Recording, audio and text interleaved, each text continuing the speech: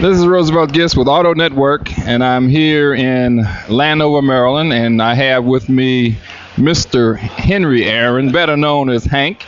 And Hank, how has it been working with BMW and being one of the, I guess you're one of the first black BMW franchise owners? I don't know that I'm one of the first. I would hope. I would like to say first, but I am. Yes, I was awarded a dealership in, I believe, in November. And where is that located? It's going to be in Atlanta, Georgia, and we're hoping that we can open up sometime in October. And why did you decide to get in the car business?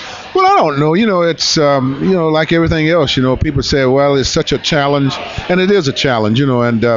But you couldn't ask for a better product than BMW. You talk about Cadillacs and all the rest of the big three. But when you start talking about a BMW dealership, you don't turn things down like that. It's kind of like when the president invites you to come to the White House. You don't say no. You say, how quickly you want me to get there? Right. Somebody said, I'm going to give you a BMW dealership. You say, when?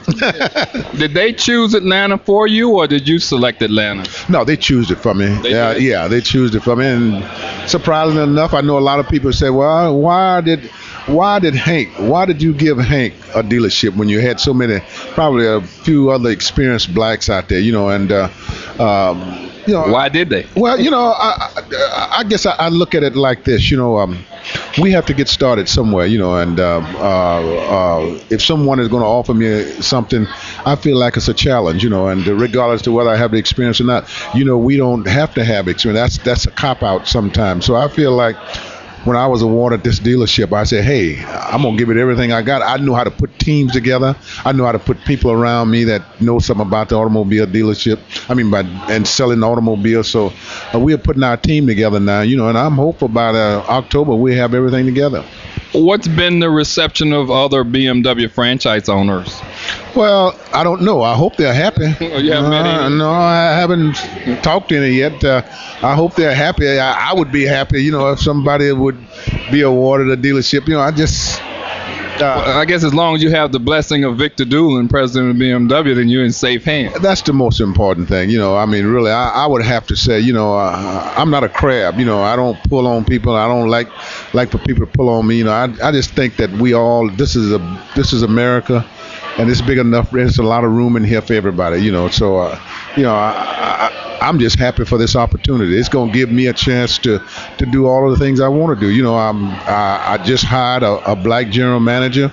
I'm hoping that I can hire a black CEO. So, they gave me an opportunity. That's what it's all about. I've always been in business. I've been in the food business for a long time, and blacks on top of that. So I feel like they're giving me an opportunity. I'm going to give somebody else an opportunity. Well, at least you were in probably one of the most progressive areas in the country, Atlanta, Georgia, and it's not like you're not known in Atlanta. So, well, that's true, and we got a chance to sell a lot of cars, and that's the most important thing, and as I said before, and I'm repeating myself, but the most important thing is putting together a team of people who are going to work for the same purpose in which you're working for, and that is to sell cars, and that is to have other blacks involved in your dealership. High profile. I'm not talking about somebody that's sweeping the floor. I'm talking some high profile black, and that's the most important thing, because we got to learn how, regardless to who it is, we got to learn how to help each other, and that's the most important thing. So, they gave me an opportunity to have a dealership, and I'm going to give a 4 or 5 or 5 or 6 black to be high profile in my business. Great, Mr. Aaron. Thanks for taking the time.